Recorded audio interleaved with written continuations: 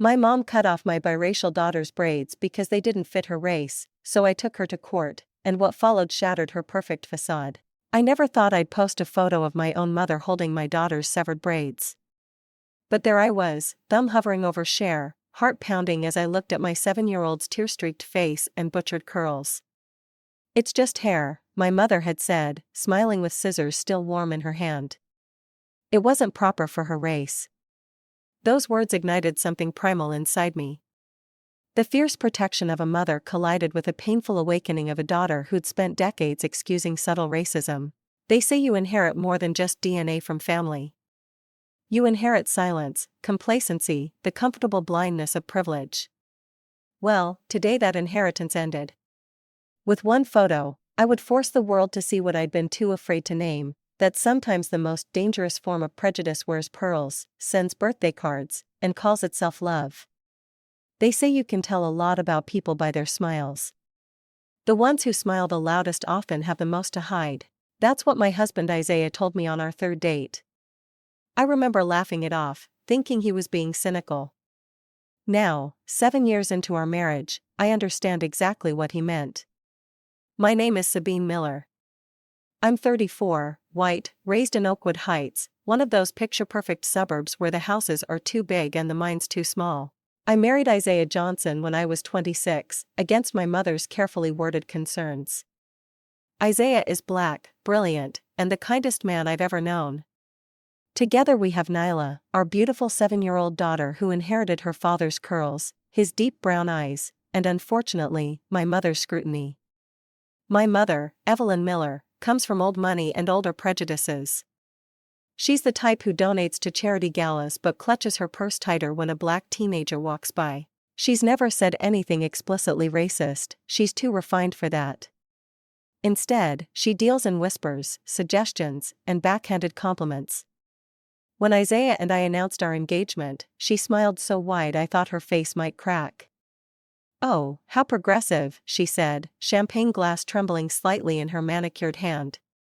"I just hope you know what you're getting into, sweetheart." When Nyla was born, my mother cooed over her but always found ways to point out how different she looked from the rest of the family.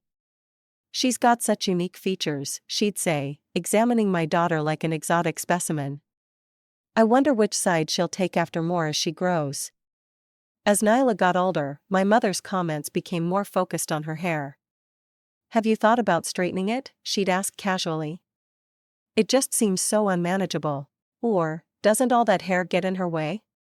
Or my personal favorite, "I hope she doesn't grow up confused about who she is." Each time I'd feel that knot in my stomach tighten, but I'd swallow my words. "Mom, her hair is beautiful," I'd say, or "Nyla knows exactly who she is." But I never confronted her directly. I never called her out on what she was really saying. I told myself I was keeping the peace, but the truth was I was afraid of losing the only family I had left after my father died, afraid of confirming what I already knew, that my own mother couldn't fully love her granddaughter because of the color of her skin. Isaiah noticed, of course he did. "Your mother has a problem with our daughter," he said one night after Evelyn had left from one of her surprise visits. "She's just old-fashioned," I defended weakly. "Sabine," he said, his voice gentle but firm, "racism doesn't have a generation gap. It has enablers." The words stung because they were true. I was enabling my mother's subtle racism by excusing it, by exposing our daughter to it without protection. But I kept telling myself things would get better, that my mother would eventually see Nyla for the incredible child she is. Last Monday, Nyla came home from school bubbling with excitement. "Mommy, Daddy, we're having Heritage Day next week." She waved a colorful flyer in the air. "We get to wear clothes that show our culture and bring food and everything." Isaiah knelt down to her level. "That sounds amazing, sunshine. What do you want to wear?" Nyla's eyes lit up. "Can I wear something from Africa like you showed me in those books?" My heart swelled seeing the pride on Isaiah's face. He had been teaching Nyla about her African heritage, showing her pictures of traditional clothing, telling her stories passed down through his family. "Absolutely," he said. "We'll find something perfect." That weekend, we took Nyla to a cultural center in the city where she picked out a beautiful dashiki in vibrant purples and golds. But what she was most excited about was getting her hair done. "Mommy, can I get braids like the lady in the picture?" she asked, pointing to a woman with intricate box braids. We found a salon owned by a woman named Leah, who spent hours braiding Nyla's hair into neat rows with purple beads that clicked softly when she moved her head. Nyla couldn't stop looking at herself in the mirror, turning this way and that to see how the beads caught the light. "I look like a princess," she whispered, awestruck. "You look like you," Isaiah said, his voice thick with emotion. That evening, my mother stopped by unannounced, one of her favorite power moves. When she saw Nyla, her smile froze. "Well, don't you look different?" she said, her eyes lingering on Nyla's braids. "I got braids for Heritage Day, Grandma." Nyla twirled, making the beads dance. "Do you like them?" "It's certainly elaborate," my mother replied. "Won't it be heavy for your little head? And those beads must make so much noise. Wouldn't you prefer something more subtle?" I saw Nyla's smile falter, and something inside me wanted to snap. But before I could speak, Isaiah stepped in. "The braids are traditional and protective," he explained calmly. "They're perfect for Heritage Day." My mother's lips thinned, but she nodded. "Of course, if that's what you all think is best." Later that week, Isaiah's company announced a weekend retreat for executives and their spouses. As director of marketing, his attendance was mandatory. We'd been looking forward to it, we rarely got time alone together. "It's perfect timing," my mother said when I mentioned it. "I can watch Nyla. It'll be just like old times." "You two need a break." Isaiah hesitated. "We could bring her with us." "There's a kids program at the resort." "Nonsense," my mother insisted. "She'll be bored with all those corporate activities. Besides, I've been wanting some quality time with my granddaughter." I looked at Isaiah, saw the reservation in his eyes. Something in my gut whispered caution, but I pushed it away. My mother had never done anything overtly harmful, just those little comments. Surely a weekend wouldn't hurt. "It'll be fine," I assured Isaiah later. "My mom can be difficult, but she loves Nyla in her own way." "That's what worries me," he said quietly. "Her own way isn't always the right way." But in the end, we agreed. My mother picked Nyla up Friday afternoon, beaming as she loaded Nyla's overnight bag into her silver Mercedes. "We're going to have such a wonderful time," she told Nyla. "I've got so many things planned." As they drove away, Nyla waved from the back seat, her braids catching the sunlight. I ignored the uneasy feeling in my stomach. Saturday evening, Isaiah and I were enjoying dinner at the resort's restaurant when my phone buzzed with a text from my mother. It was a photo of Nyla, but something was off. She was smiling stiffly at the camera, wearing a pale pink dress I didn't recognize, and her braids were hidden under a white silk scarf. "Doesn't she look like a proper young lady?" the text read. "Much more manageable this way, don't you think?" My fork clattered against my plate. Isaiah looked up, concerned. "What is it?" I showed him the photo, watched his jaw tighten. "What is your mother doing?" "I'm sure it's just for some silly dress-up game," I said, but my voice lacked conviction. "Let me call her." My mother didn't answer. I texted back, "Why is Nyla wearing a scarf?" The reply came quickly, "Just trying something new." "Don't worry, we're having a wonderful time. Enjoy your evening." I tried calling again. No answer. "We should go back," Isaiah said, already signaling for the check. "Let's not overreact," I replied, though anxiety was building in my chest.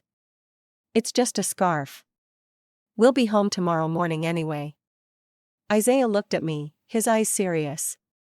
"Sabine, you know this isn't about a scarf." Deep down, I did know, but I wasn't ready to admit what my mother might be capable of. That night, I barely slept. By 6 o'clock the next morning, I was already packed and ready to go, hours ahead of our planned departure. Isaiah didn't question it. He just loaded our bags into the car and drove us home in silence, the tension thick between us. As we pulled onto my mother's street with its manicured lawns and identical white colonial houses, I noticed Mrs. Patterson, her nosy neighbor, peering over the fence. "That's Sabine's car," I heard her call to someone. "I told you they'd come back early." My heart raced as we pulled into my mother's driveway. And there, sitting alone on the front porch steps, was Nyla. Even from a distance, I could tell something was wrong. Her shoulders were slumped, her head bowed. I was out of the car before Isaiah had fully stopped, rushing toward my daughter. "Nyla, honey, are you okay?" She looked up slowly, and my world shattered. Her braids were gone. My daughter's beautiful, intricate braids that had taken hours to create, that had made her face light up with pride, gone. In their place was a choppy, uneven cut that barely reached her ears, the texture ruined by what looked like a crude attempt to straighten it. "Mommy," Nyla whispered, her voice small and broken. Tears welled in her eyes, but she seemed too shocked to let them fall. Before I could speak, the front door opened and my mother stepped out onto the porch, smiling like she was welcoming us to Sunday brunch. "You're early," she said brightly.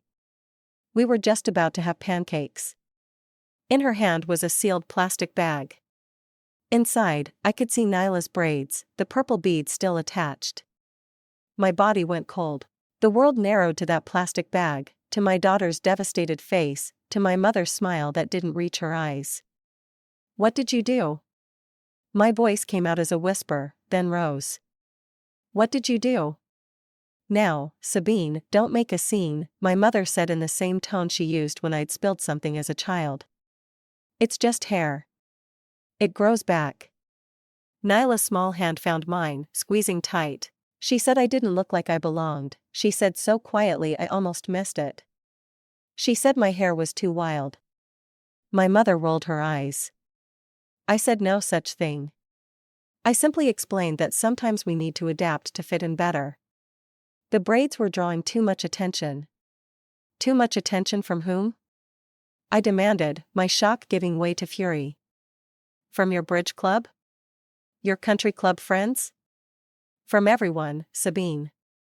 My mother's composure slipped for a moment. "People already look at her differently. I'm trying to protect her." Behind me, I heard a car door slam.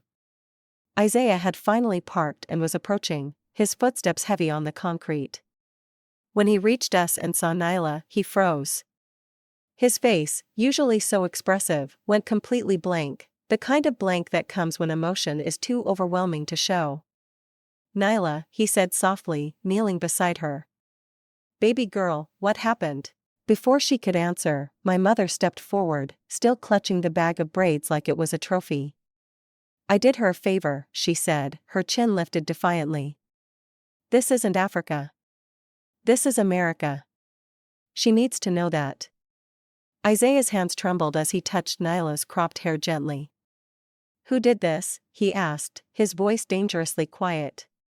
"Did you take her to a salon?" My mother laughed, actually laughed. "Of course not. Those braids were far too tight. They would have damaged her scalp. I simply removed them and evened things out." "You cut her hair?" Isaiah's voice rose slightly. "I styled it," my mother corrected, "into something more appropriate for a young lady." "Really, I don't see why you're both overreacting." "It's just hair." Something in me snapped. Without thinking, I pulled out my phone and took a photo, capturing my mother's smug expression, the bag of Nyla's braids in her hand, and in the background, my daughter's tear-streaked face and butchered hair. "Sabine, what are you doing?" My mother's smile vanished. I didn't answer. Instead, I opened Instagram and posted the photo with a caption, "My own mother cut my daughter's hair off because she said it wasn't proper for her race." "Get in the car, Nyla," Isaiah said, his voice carefully controlled. "We're going home." "You can't just leave," my mother protested. "We need to discuss this like adults." "There's nothing to discuss," I said, grabbing Nyla's overnight bag from the porch. "You violated our daughter. You had no right." "Violated?" my mother scoffed.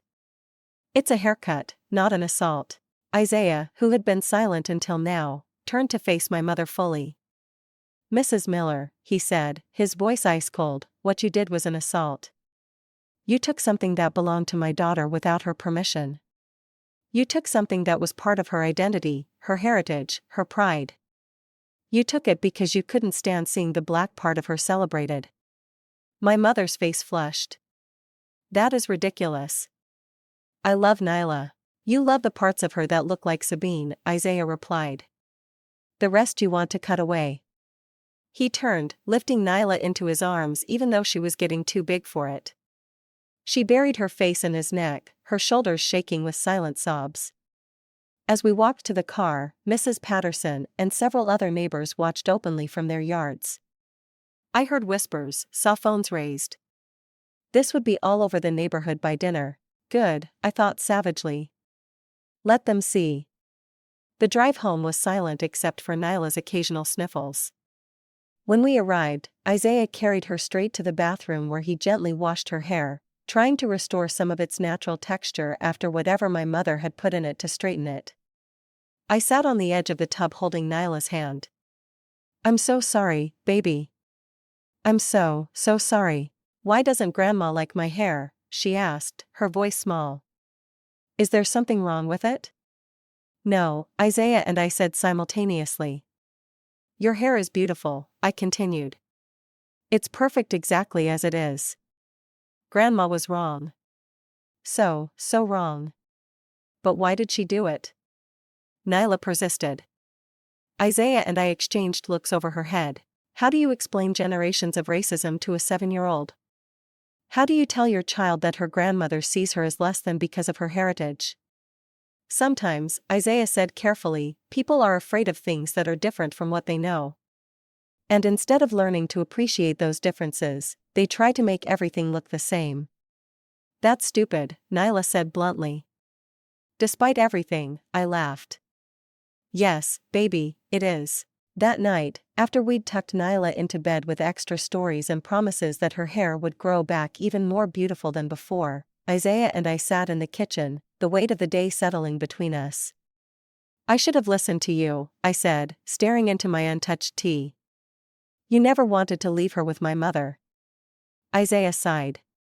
It's not about blame, Sabine. It's about what we do now. I pulled out my phone and opened Instagram. My post had exploded, thousands of likes, hundreds of comments, shares across multiple platforms. The comments ranged from outrage to heartbreak to solidarity. This is disgusting. That poor baby. As a black woman who grew up in a white family, this hits home. Sending love to your daughter. Your mother needs to be held accountable. This is assault. I'm crying for your little girl. Please tell her she's beautiful. There were also defenders of my mother, it's just hair. It grows back. Overreaction much. Maybe Grandma was trying to help. Not everything is about race. Why air family drama online? Handle this privately. But they were vastly outnumbered by supporters.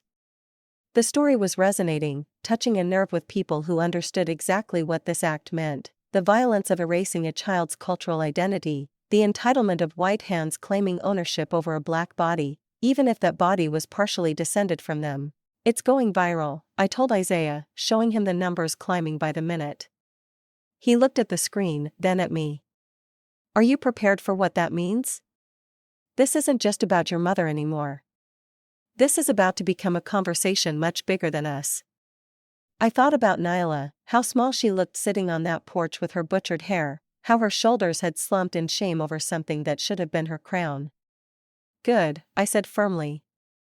It's a conversation that needs to happen. I turned off my phone and finally took a sip of my tea, now cold. What do we tell Nyla about my mother? Isaiah's eyes were sad but resolute. The truth, Sabine. We can't protect her from racism by pretending it doesn't exist, especially when it comes from family. I nodded, tears filling my eyes. I never thought my own mother. Didn't you? Isaiah asked gently. Or did you just hope she'd keep it subtle enough that we could all pretend? The question hung in the air unanswered because we both knew the truth. I had spent years excusing my mother's little comments, her microaggressions, her subtle undermining of our family. I had convinced myself she was trying, that she loved Nyla in her own way. I had been complicit in my silence. Not anymore. By morning, my post had over 200,000 likes and 30,000 comments. My phone was flooded with messages from friends, acquaintances, and strangers. The story had been picked up by several online publications. Hashtag Let Nyla Be Nyla was trending on Twitter. Our private family trauma had become a public conversation about race, identity, and the violence of forced assimilation. And somewhere in the midst of it all was my 7-year-old daughter, just wanting her hair back. The viral storm hit us like a tsunami. By Monday morning, 3 days after my mother had cut Nyla's hair, our story wasn't just trending, it was everywhere. Talk shows discussed it during their Hot Topics segments. News outlets reached out for interviews. Instagram influencers shared their own stories of cultural identity being erased by family members. Hashtags multiplied, hashtag Let Nyla Be Nyla, hashtag It Is Not Just Hair, hashtag White Silence Harms, hashtag Protect Black Childhood. Each one carried thousands of stories similar to ours: biracial children with white relatives who tried to erase their blackness, black children adopted by white families who didn't understand how to care for their hair or respect its cultural significance. My DMs filled with messages from strangers: "Thank you for speaking up." My white mother-in-law did the same to my son when he was 5. I never confronted her and I've regretted it for 20 years. I'm a lawyer specializing in parental rights. If you need help keeping your mother away from your daughter, contact me. I'm a celebrity hairstylist with a focus on natural hair. I'd love to do Nyla's hair for free whenever she's ready for styling again. Isaiah's family called as soon as they saw the post. His mother, Janet, was furious. "That white woman had no right to touch my grandbaby's hair," she fumed over the phone. None. Isaiah's sister, Tiana, was more pointed. "Sabine, I love you, but how did you not see this coming? Your mother has been making slick comments about Nyla's hair since she was born."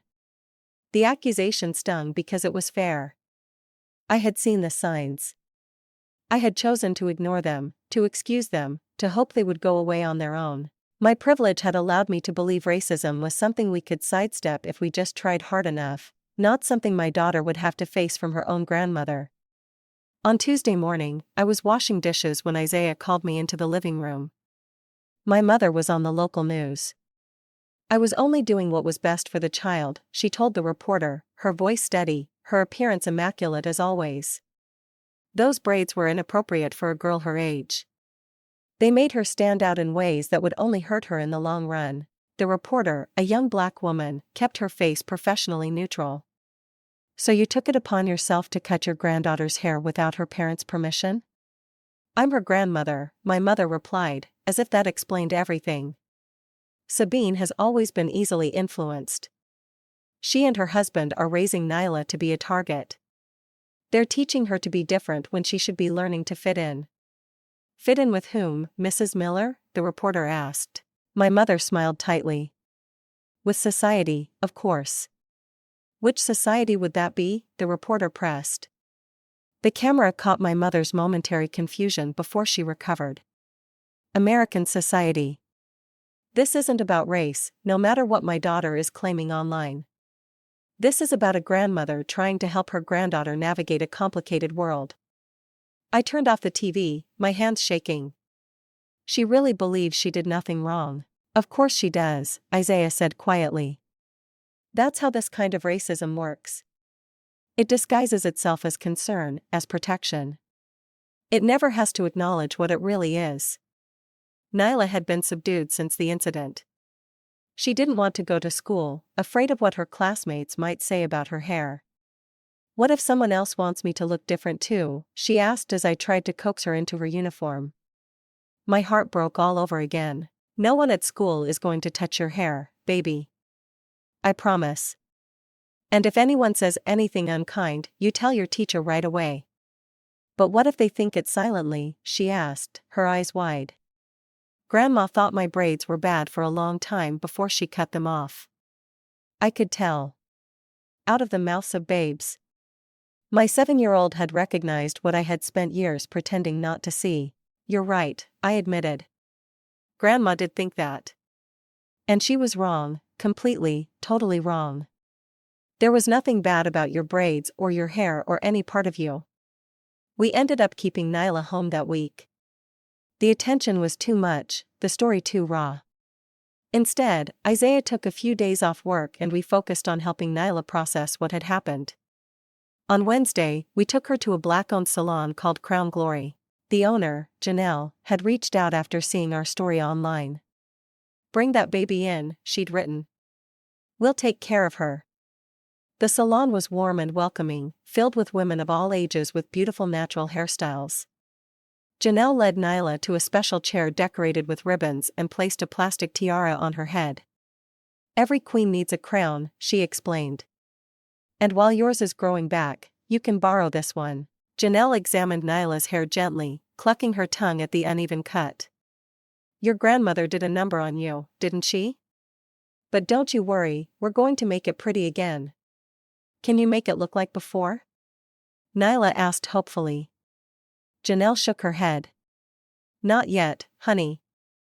We need more length for braids, but we can shape it up nice and neat, get those strands healthy again. And when it grows out a bit more, we can try some cute protective styles." As Janelle worked, other stylists came by to offer Nyla words of encouragement. "My mama cut my dreadlocks off when I was 10, one shared. Said they weren't professional. Now look at me, I rock them down to my waist and I'm a business owner. When I was your age, I hated my curls," another told her. "Wanted straight hair like the white girls in my class. Now I teach people how to love their natural texture." By the time Janelle finished, Nyla's hair was shaped into a neat, even cut that framed her face beautifully. It wasn't her braids, but it was dignified, intentional. "What do you think?" Janelle asked, turning the chair to face the mirror.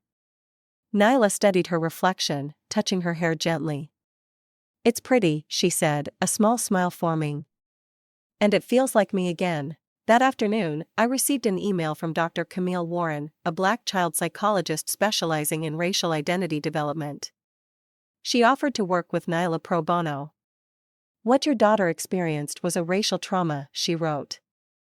"Even with loving parents like you and your husband, she may need professional support to process this violation from someone she trusted."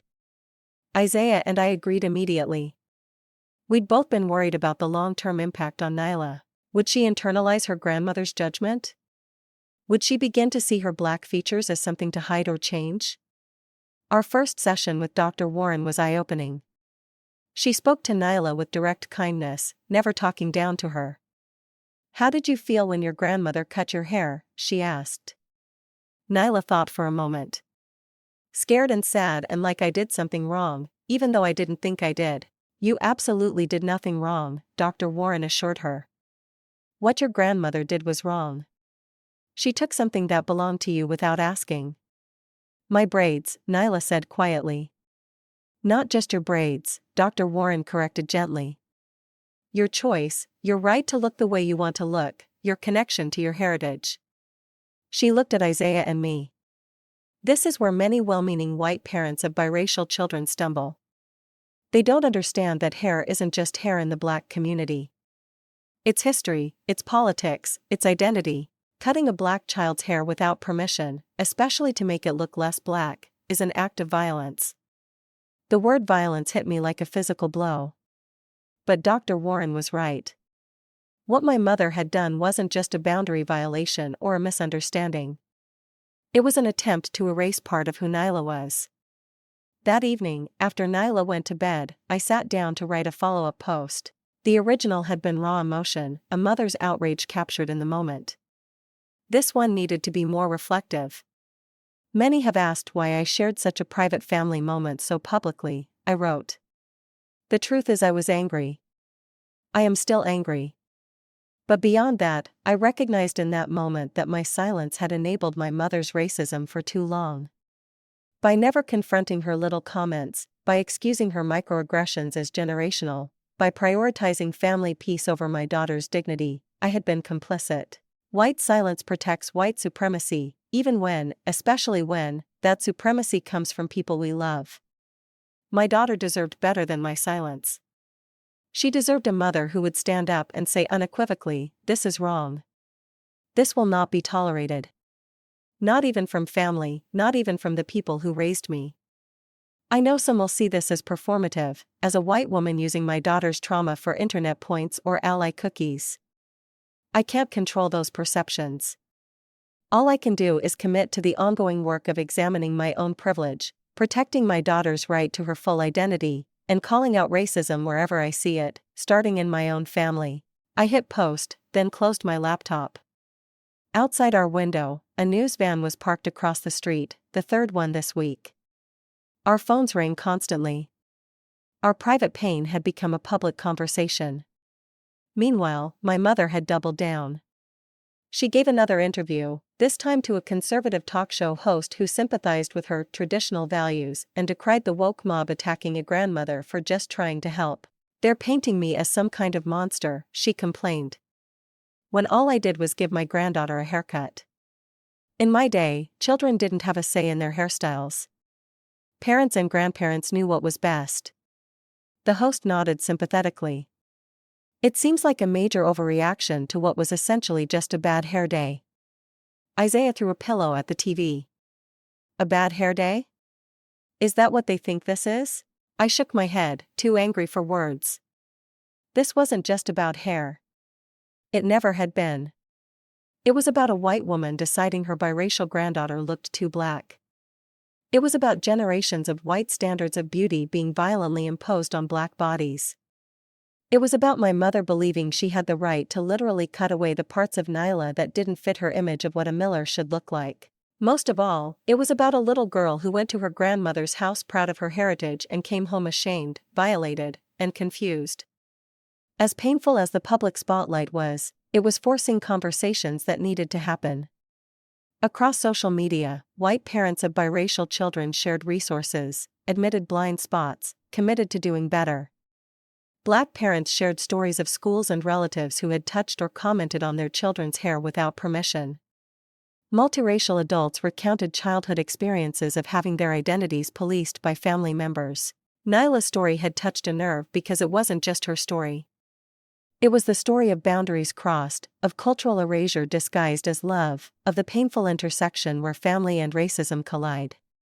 And somewhere in the midst of the storm, my 7-year-old daughter was trying to make sense of it all, trying to understand why the woman who had given her Christmas presents and birthday cakes had also taken something precious from her, something she couldn't give back. "When will my hair grow back?" she asked every night before bed. "A little bit every day," Isaiah would tell her, kissing her forehead.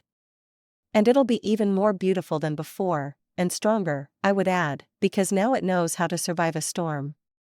2 weeks after the haircut incident, I sat in my car outside my mother's house, gathering courage.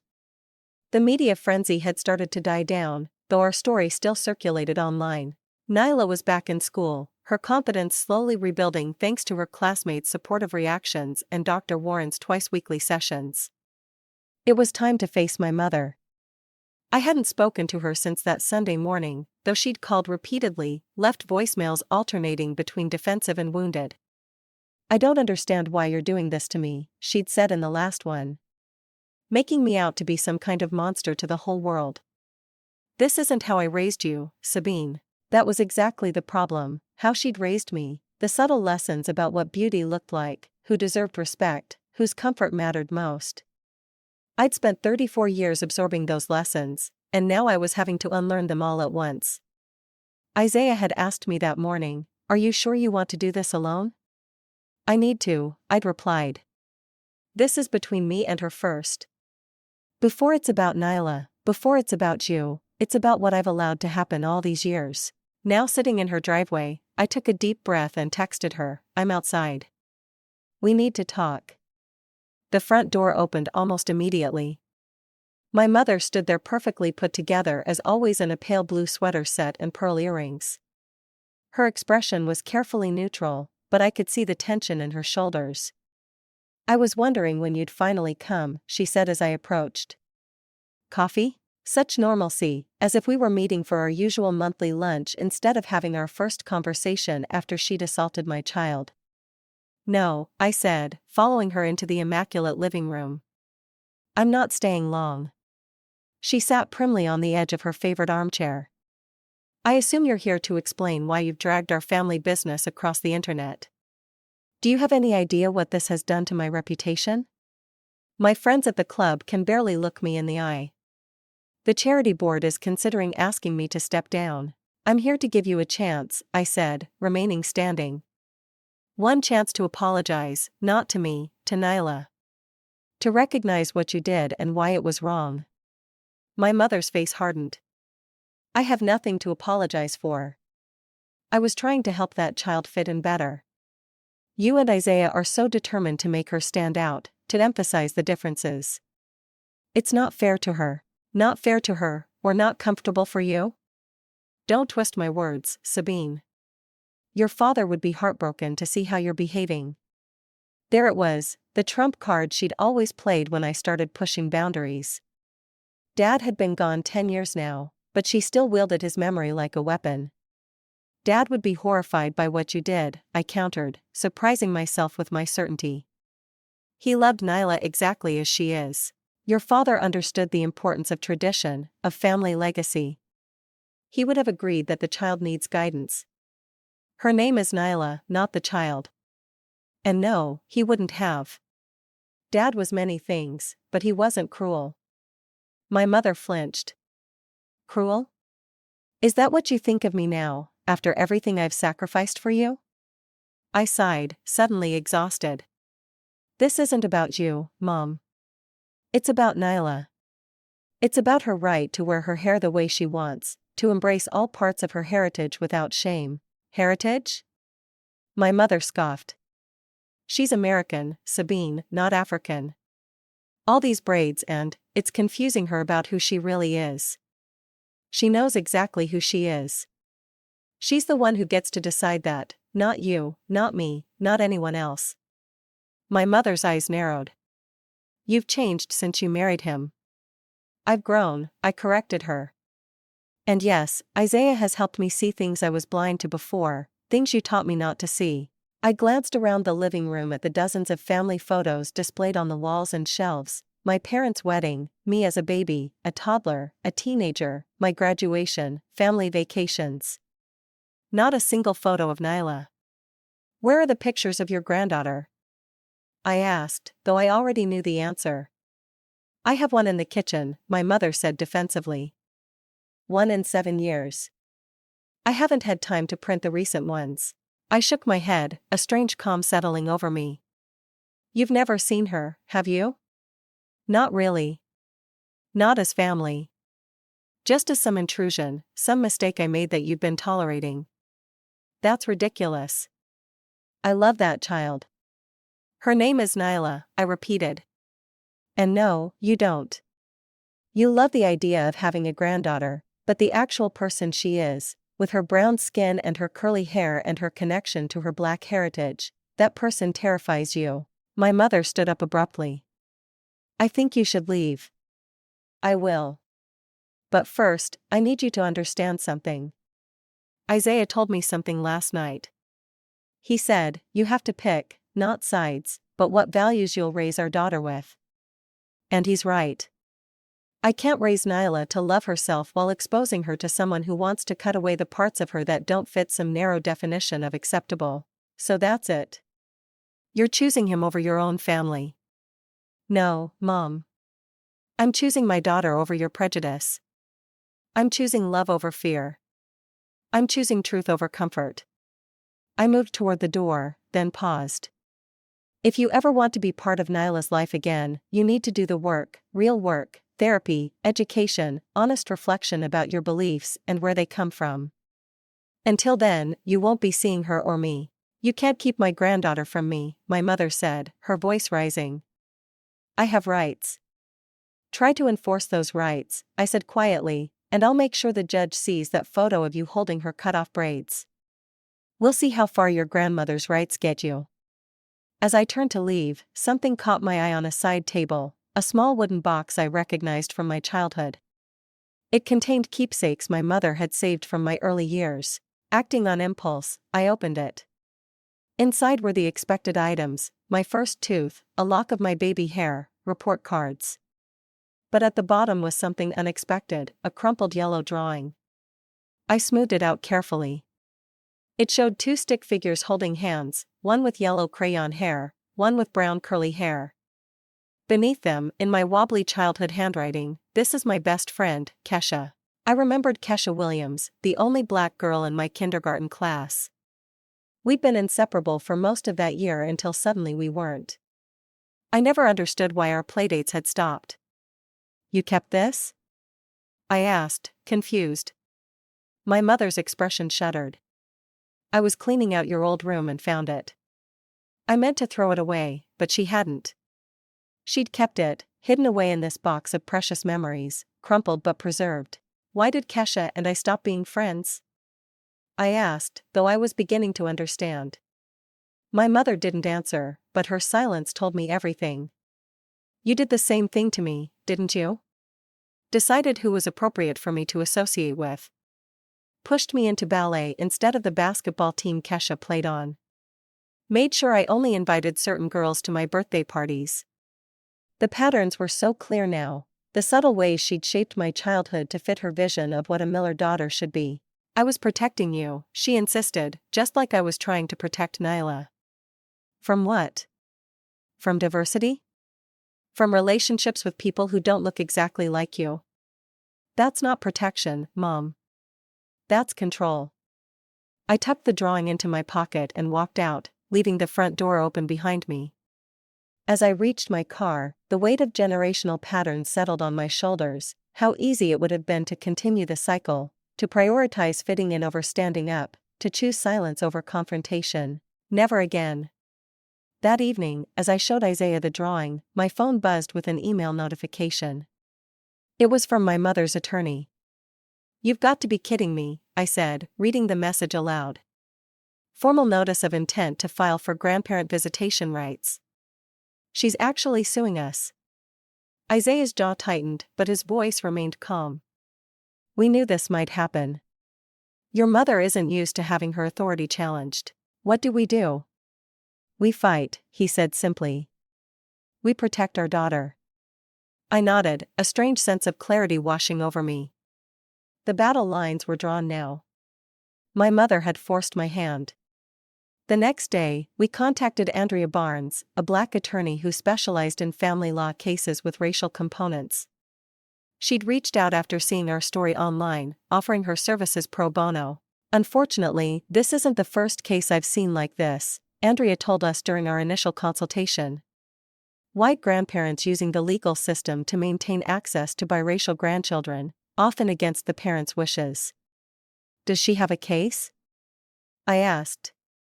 "Georgia does have grandparent visitation statutes, but they generally favor parents' rights to make decisions for their children. The fact that your mother physically altered Nyla's appearance without permission will work strongly in our favor." Andrea paused, looking at us both carefully. "But I want to prepare you, these cases can get ugly. Your mother may try to paint you as unstable, Isaiah as controlling, your parenting as harmful to Nyla. Are you ready for that kind of battle?" Isaiah and I exchanged glances. "We have to be," he said. "This isn't just about Nyla's hair anymore. It's about her right to grow up without having her identity policed by someone who claims to love her." As we left Andrea's office, Isaiah took my hand. "Are you okay? This is your mother we're talking about." I thought about the crumpled drawing in my pocket, about all the ways my mother had subtly shaped my worldview, about how close I'd come to continuing those patterns with my own daughter. "I'm sad," I admitted, "but I'm certain. Nyla deserves better than what I got." That night, Nyla had a breakthrough during her session with Dr. Warren. After weeks of processing the incident through play therapy and art, she finally put her feelings into words. "I thought Grandma loved me," she said as she colored a picture of herself with new braids. "But she only loved parts of me. Out of the mouths of babes." Indeed. The courtroom was quieter than I expected. Somehow I'd imagined more drama, raised voices, pounding gavels. Instead, there was just the soft rustle of papers, the squeak of chairs, and the steady voice of Judge Monica Thompson as she reviewed the case before her. My mother sat across the aisle with her attorney, a silver-haired man named James Whitfield who specialized in traditional family values cases. She looked smaller somehow, less imposing in the stark fluorescent lighting of the courtroom. Our attorney, Andrea, had prepared us well. "Don't react to provocations," she'd warned. "Judge Thompson will be watching your behavior as much as listening to the testimony."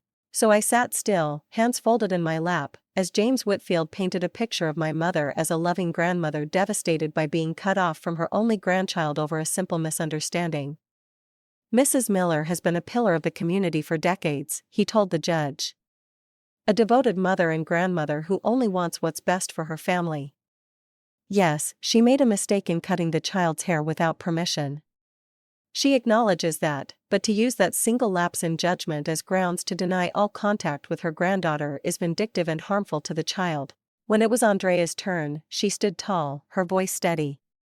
"Your Honor, this case isn't about a lapse in judgment. It's about a fundamental disrespect for parental authority and, more importantly, for a child's cultural identity and bodily autonomy. Mrs. Miller didn't just give her granddaughter an unauthorized haircut. She deliberately removed a hairstyle that had deep cultural significance, that the child was proud of, that connected her to her Black heritage." Andrea played a voice memo we'd recorded with Nyla's permission. Her small voice describing what happened that weekend. "Grandma said my hair made me look wild. She said people would stare at me and think bad things. She said I didn't look like a Miller. When I cried, she told me to stop being dramatic. I asked her to call Mommy and Daddy first, but she said they would say no because they don't understand what's best for me." The recording continued, Nyla's voice breaking as she said, "I don't feel safe with her anymore. I'm afraid she'll try to change other parts of me too." I saw the judge's expression soften slightly as she listened. My mother stared straight ahead, her back rigid. When it was my mother's turn to testify, she maintained her composure, sticking to her narrative about trying to help Nyla fit in better. "I admit I should have asked permission first," she conceded. "But I was doing what any grandmother would do, helping my granddaughter look her best." "Mrs. Miller," Judge Thompson interjected, "do you often make decisions about your granddaughter's appearance without consulting her parents?" My mother hesitated. "I make suggestions. Sabine usually agrees with me. But in this case you didn't suggest. You acted." "Why?" "Because I knew they wouldn't agree. And I felt strongly that those braids were inappropriate." "Inappropriate? Why?" "They were drawing too much attention. Children should blend in, not stand out." "Blend in with whom, Mrs. Miller?" the judge pressed. My mother faltered, seemingly realizing the trap.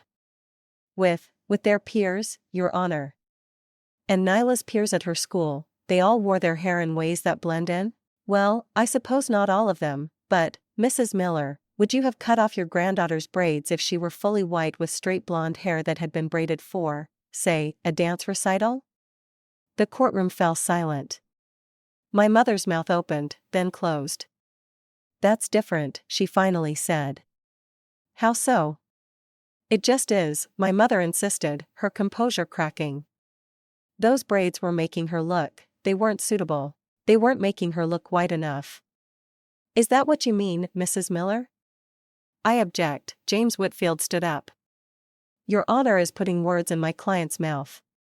"Sustained," Judge Thompson said, but her expression had already told me everything I needed to know about where her sympathies lay. When Isaiah took the stand, he spoke with a quiet dignity that filled the room. "It wasn't just hair," he explained. "It was her crown, and her crown was stolen by a woman who thinks she owns her." He looked directly at my mother as he spoke. "My daughter deserves to grow up proud of every part of herself, her white heritage and her Black heritage. Mrs. Miller has made it clear that she only values one of those parts. That's not love. That's conditional acceptance, and no child should have to earn their grandmother's love by erasing parts of themselves." By the time I testified, I was fighting back tears. I described finding Nyla on the porch, her hair butchered, her spirit crushed.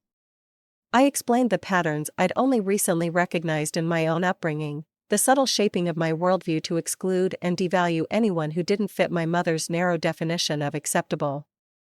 "I don't want to keep my daughter from having a relationship with her grandmother," I said honestly, but that relationship can't come at the cost of her sense of self, her cultural heritage, or her emotional safety. After 3 days of testimony, Judge Thompson delivered her ruling. She denied my mother's petition for mandated visitation rights, citing concerns about Nyla's emotional welfare. While I recognize Mrs. Miller's desire to maintain a relationship with her granddaughter, the evidence suggests that unsupervised contact would pose a risk to the child's developing sense of identity and self-worth. No visitation will be granted at this time without therapeutic mediation and signed approval from the child's parents and therapist. My mother sat perfectly still as the judgment was read, her face a mask. When court was adjourned, she walked past us without a word, her attorney trailing behind her, already discussing an appeal. In the weeks that followed, the story faded from public view, though occasionally a new article would appear analyzing the case as an example of how white supremacy operates within families. My mother's circle largely abandoned her, not necessarily because they disagreed with her views, but because she'd made them explicit, uncomfortable to witness. A few staunch supporters remained, people who believed she'd been cancelled for a simple haircut. They sent angry messages, sometimes showed up at our house to voice their support for grandparents' rights. We installed security cameras, changed our phone numbers. Through it all, we focused on Nyla. I deleted my social media accounts, not out of fear or regret, but to create space for our family to heal privately. We didn't need an audience anymore. We needed peace. Is Grandma still mad at me? Nyla asked one evening as I tucked her into bed. No, baby, I said, stroking her hair, which was growing out beautifully. Grandma isn't mad at you. She's learning, but we don't have to wait around for her to catch up. Isaiah's family stepped in to fill the void left by my mother's absence. His parents drove down from Baltimore monthly, bringing love, understanding, and knowledge about Nyla's Black heritage that I couldn't provide alone. Janet, Isaiah's mother, taught Nyla how to tie a headscarf, telling stories about how her own grandmother had passed down the technique. Nyla soaked it all in, eager for connections to a legacy my mother had tried to sever. 3 months after the court decision, we hosted a small gathering in our backyard, a crowning day to celebrate Nyla's hair, which had grown enough for short braids again. Leah from Crown Glory Salon came to do the honors, weaving in purple beads that matched Nyla's favorite dress. Friends brought dishes representing their own cultural backgrounds. Isaiah's college roommate Mark, a professional photographer, took pictures of Nyla dancing in the garden, her new braids catching the sunlight, her smile wider than we'd seen in months. As the party wound down, I found Isaiah watching Nyla from the porch steps. She's going to be okay, he said, making room for me beside him. Better than okay, I agreed. She's going to be magnificent. I leaned against him, thinking about the new kind of silence that had entered our lives, not the silence of things unsaid, of prejudice unchallenged, but the quiet peace of boundaries maintained, of a family finding its way forward on its own terms. What's the first thing you remember about that day? The question came from my laptop screen where a Zoom window showed a journalism class at Emory University. I'd been invited as a guest speaker years after the incident that had changed our family forever. I considered the question carefully. The plastic bag, I finally said. My mother standing there with Nyla's braids sealed inside a plastic bag like they were evidence of some crime she'd solved. That image, it still comes to me in dreams sometimes. The professor nodded, making a note. And how has your relationship with your mother evolved since then? It's complex, I admitted. After about a year of no contact, she agreed to attend therapy, both individual sessions and later family sessions with me. She's not allowed unsupervised time with Nyla, and honestly, I don't know if she ever will be, but she's trying, in her way. She's realized she has a choice, evolve or lose her family entirely. This was the diplomatic version. Of course, the reality was messier. My mother had spent months playing the victim before her social isolation became unbearable. Her initial attempts at therapy had been performative at best, focused on getting access to Nyla rather than understanding the harm she'd caused. The breakthrough, ironically, had come when she started reading the memoir I'd written about our experience. Her hair, her crown, a mother's reckoning had begun as personal therapy, just me journaling to process the trauma, the court case, the painful excavation of my own complicity in the racism that had shaped my childhood. But it had grown into something more, an unflinching exploration of how white supremacy operates in families, how it disguises itself as concern and protection, how it weaponizes love to enforce conformity. The manuscript had caught the attention of a publisher, and now, for years later, it was being taught in university courses on race, family dynamics, and cultural identity. My mother had read it in secret, then called me in tears. "I didn't know," she'd said. "I didn't want to know." It wasn't an apology, not really, but it was a crack in the armor, a first step toward the hard work of unlearning decades of conditioning. Now, at 11, Nyla was thriving. The trauma hadn't disappeared, she still had moments of insecurity about her appearance, still sometimes asked if people were judging her hair. But she had tools to process those feelings, a support system that affirmed her whole self, and a confidence that grew stronger each day. She had created a picture book for a school project titled My Hair, My Choice, about a little girl whose grandmother tries to change her appearance.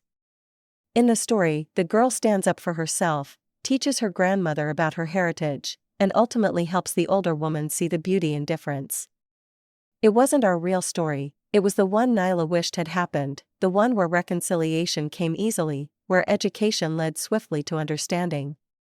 But there was wisdom in it too, a child's insight into the healing power of truth spoken gently but firmly. The book had been laminated and displayed at her school's art fair, where a children's book editor had seen it and expressed interest in developing it for publication. Nyla had been ecstatic, immediately planning a series about biracial children navigating identity in predominantly white spaces. "That's what I want to be when I grow up," she'd announced. "A storyteller who helps people understand each other better." Isaiah and I had exchanged proud glances. Our daughter turning trauma into purpose. After the Zoom lecture ended, I closed my laptop and joined Isaiah and Nyla in the kitchen. They were preparing dinner together, Nyla standing on a step stool to reach the counter, her braids now long enough to reach the middle of her back, secured in a colorful scarf. "How'd it go?" Isaiah asked, passing me a glass of wine. "Good." Same questions as usual. They'd been reading the book as part of their unit on family systems and race. Nyla looked up from the vegetables she was chopping. "Did you tell them about our foundation?" "I did," I smiled. They were very impressed. The Crown Rising Foundation had grown out of our experience, a nonprofit dedicated to supporting mixed-race children and their families, providing resources on cultural identity, hair care, and navigating relationships with extended family members who might not fully accept their heritage. What had started small, just a website and monthly support group at our local community center, had expanded to workshops in schools, resources for therapists, and an annual conference that drew families from across the country. Isaiah now served as the foundation's executive director, having left his corporate job 2 years ago to focus on the work full-time. I divided my time between writing, speaking engagements, and coordinating the foundation's educational programs. "Mom," Nyla said suddenly, "Grandma sent me a birthday card today." My heart skipped. "She did?" Nyla nodded, continuing to chop carrots with careful precision. "It came in the mail. There was a note inside that said she's sorry." This wasn't the first time my mother had sent a card. Every birthday, every Christmas, there was an envelope with Nyla's name in my mother's elegant handwriting, usually containing a check, sometimes a brief note about the weather or her garden or her bridge club. But an apology, that was new. "What did you do with it?" I asked casually, trying not to make too much of this development. "I put it in my memory box," Nyla said, "with the others." The memory box had been Dr. Warren's idea, a place for Nyla to store reminders of experiences she wasn't ready to fully process but didn't want to forget. She kept the first card my mother had sent after the court case, photos from before the incident, small tokens from her grandmother that carried complicated emotions. "Do you want to talk about it?" Isaiah asked gently. Nyla considered this, then shook her head. "Not yet. Maybe later." We respected her decision. One of the most important lessons we'd learned was that Nyla needed to set her own pace in dealing with the trauma and its aftermath. Our job wasn't to push reconciliation or closure, but to support her autonomy, the the very thing my mother had violated. Later that week, I had my own therapy session. For years on, I still went regularly. The incident had forced me to confront not just my mother's racism, but my own, the unconscious biases I'd absorbed growing up, the ways I sometimes failed to recognize microaggressions directed at my husband and daughter, the white fragility that made me defensive when called out. I'd been thinking about generational patterns, I told my therapist, Dr. Chin. How we inherit not just eye color and height, but worldviews, prejudices, blind spots. And how have you been working to break those patterns, she asked. By listening more than I speak, by believing people when they tell me about their experiences even when those experiences make me uncomfortable, by examining my own reactions when I feel defensive about race. It was ongoing work, never finished, sometimes exhausting, sometimes painful, but necessary. That evening, Nyla had been invited to participate in a school video about heritage. We watched from the audience as she sat in front of the camera, poised and articulate beyond her years. "My hair tells a story," she said when asked what heritage meant to her. "It's the story of my dad's family coming from West Africa generations ago. It's the story of my mom learning to see beauty in difference. It's my story too, about standing up for myself, about knowing who I am, and no one gets to erase it."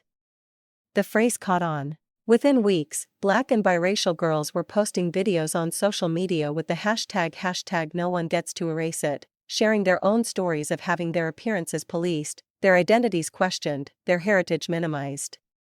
Nyla didn't have social media access yet, she was still too young. But Isaiah showed her some of the age-appropriate videos. She watched in wide-eyed wonder as girls and women shared experiences similar to hers, some finding strength in her words. "I didn't know there were so many of us," she said quietly. "There always have been," Isaiah told her. "But now you're all finding your voices." That Sunday, as we sat on our back porch watching Nyla play with the neighbor kids, I scrolled through some of those videos on my phone, young voices claiming their right to exist exactly as they were, to wear their hair in styles that honored their heritage, to take up space in a world that often tried to shrink them. I looked up to see Nyla running across the yard, her braids flying behind her, her laughter carried on the breeze, head high, stance confident, unapologetically whole. This was the real victory, not the court case we'd won, not the foundation we'd built, not even the memoir that was helping others navigate similar situations. It was this moment, watching my daughter reclaim the joy that had been temporarily stolen from her, watching her move through the world with the certain knowledge that she belonged exactly as she was. Someday she would tell her own version of this story. It would be different from mine, shaped by her experience as the one whose body had been violated, whose identity had been questioned. I hoped it would be a story of resilience rather than victimhood, of growth rather than bitterness. For now, though, I was content to watch her play, to see her shine, to witness the unfolding of a strong, confident girl who knew beyond any doubt that her crown, in all its glory, was hers alone to wear.